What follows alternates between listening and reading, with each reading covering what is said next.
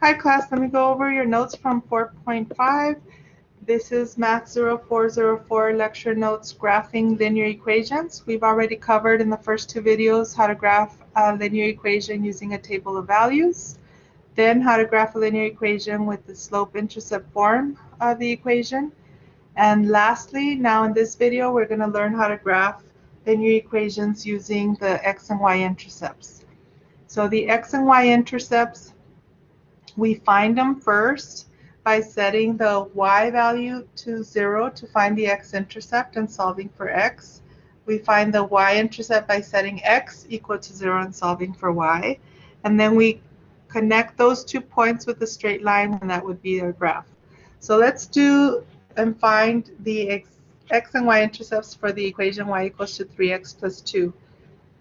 So to find the y-intercept, we let y equal to 0, right? The y value is 0. And let's find the x. So here's our equation. Let's write it down first. Replace the y with 0 and solve for x. So I need to move the 2 to the other side. So I need to subtract 2 to both sides.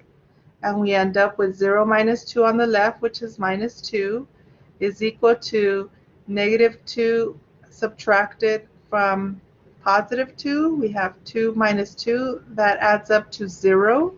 And 0 plus 3x is just the 3x. Now let's solve for x. 3 is being multiplied by x. So what's the opposite of multiplication? Let's divide both sides by 3.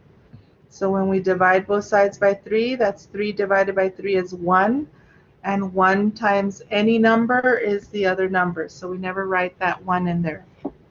So the x-intercept is at the point negative 3 comma 2 comma 0. Negative 3 over 2 comma 0. So this is our x-intercept. Let's circle that. Now let's find the y-intercept. So here we let y value equal to, the x value equal to 0, and we find the y. So let's rewrite our equation first that we're graphing. Let's substitute the x value for 0. Multiply 3 times 0 is 0. Add 0 plus 2 is 2, and we end up that y on the left-hand side is equal to 2. So our y-intercept is 0, 2.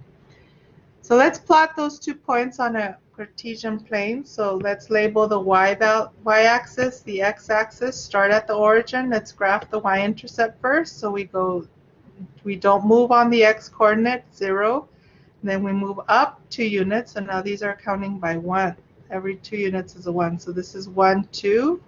So we label that as 0, 2. Now let's graph the x-intercept. So this is about, if you were to divide this is 0.666 or so. So this number is between negative 1 and negative 1 and negative 2. Negative 1 and 0. That's where it's between. So the 1 is here. I got confused because I saw the ticker marks, but this is 1. So it is between 0 and 1, and that is on the negative side. So that point is exactly at negative 2/3, 0. So that's the point. So you graph the x-intercept, you graph the y-intercept.